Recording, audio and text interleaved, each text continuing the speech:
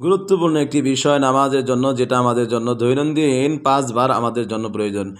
এখানে স্পষ্ট ফতোয়াতে লেখা আছে, দেখেন ১ নম্বরে লেখা আছে যে ইমামের তাশাহুদ পড়া অবস্থায় কোনো মুক্তাদি যদি ইমামের সাথে শরিক হয়, তার তাশাহুদ পুরা করার পূর্বেই যদি ইমাম দাঁড়িয়ে যায় অথবা আখিরি বৈঠক শেষ করে সালাম ফিরিয়ে দেয়, তাহলে মুক্তাদির জন্য উত্তম হলো যে তাশাহুদ পুরা করা।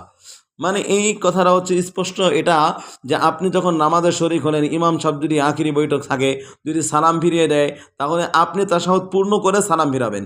এমনিভাবেই দ্বিতীয় রাকাতের জন্য, মানে অর্থাৎ দ্বিতীয় বৈঠকের মধ্যে যখন আপনি এরকম করে তাশাহুদ পড়া হয়, তখন আপনি আপনার তাশাহুদ পূর্ণ করেই আপনি দাঁড়িবেন। এটাই হচ্ছে উত্তম, এটাই হচ্ছে মাসআলা। তবে আপনি তাশাহুদ পূর্ণ করার আগে দাঁড়িয়ে যেতে পারবেন, দেখা লেখা আছে, তবে তাও জায়েজ আছে। কিন্তু কথা হচ্ছে, উত্তম হচ্ছে এটাই যে আপনি তাশাহুদ পড়বেন।